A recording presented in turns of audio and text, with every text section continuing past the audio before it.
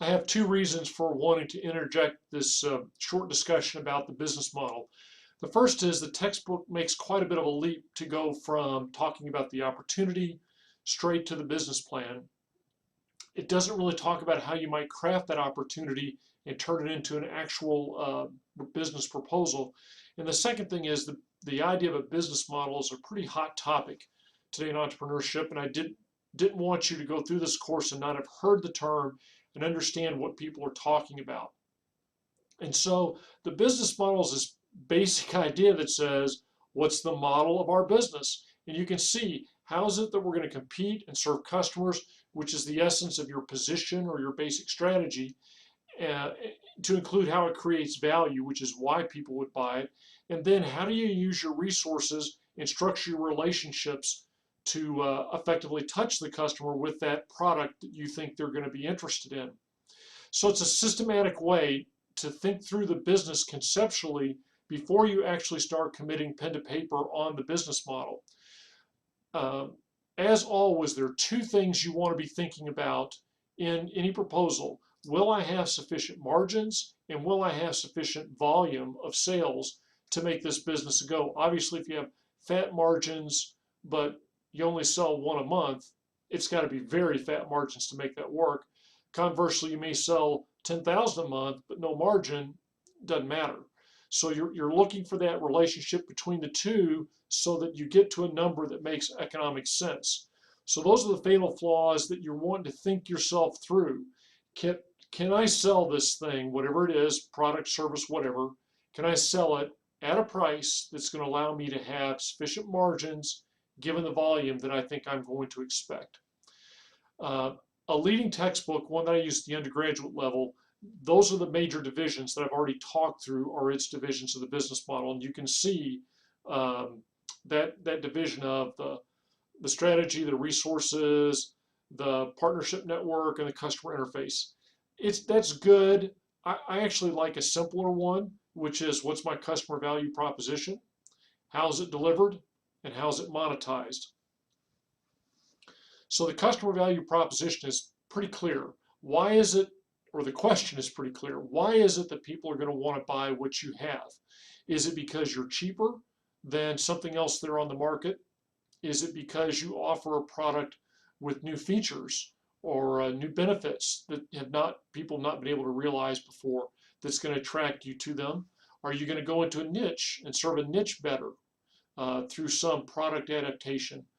Or are you going to do a little bit of all the above, where you're going to try to maybe reduce their price and give them things that they don't already have in the product? Or are you going to do, well, like I said, are you going to do a little bit of both? Uh, Again, if we're in a face-to-face setup, we would talk about companies that are doing all of these. You can see them around you. Um, and I'll try to give you some illustrations very briefly in the slides to come. But it's really helpful if you think about, whenever you look at a business now, you ask yourself, what is their business model? Particularly for a startup, what is their business model? Try to pick that apart. I think you're going to find that to be very helpful. And then you step back and say, okay, why is it that I'm going to have an advantage doing this over the people that are already doing something similar? Here's this idea of being cheaper. Usually for a startup, being cheaper doesn't work well because two reasons. First of all, it's hard to actually get the economies you think that are going to allow you to underprice other people. They charge the price they do for a reason. And so if you're going to be doing things basically like they are, then how are you going to be cheaper than them? Particularly if you're a startup and you're smaller. The second thing is, when you enter on price alone, you invite the existing competitors to simply match your price so that people no longer prefer your product. You go out of business, and then once you're gone, they raise their prices again. Uh, but this is not to say it's impossible for someone to come in and attract customers by the proposition of, we're just as good as everybody else, which means the on-par product, and we're cheaper. Frankly, the internet has empowered a lot of this because we see a lot of disintermediation going on. We're taking the bricks and mortar retailer out of the equation, and that changes things dramatically. There's a young man that has a company called Blank Label, and he started by offering the idea of custom tailored shirts, at about half of what a tailor really charges. And how does he do that? Well, the tailor usually maintains a storefront. He doesn't do that. It's all online, and he has tailors in Hong Kong, or Shanghai actually, in China basically, that do the work. So they've disintermediated by pulling out the bricks and mortar retailer with all of the costs associated with that.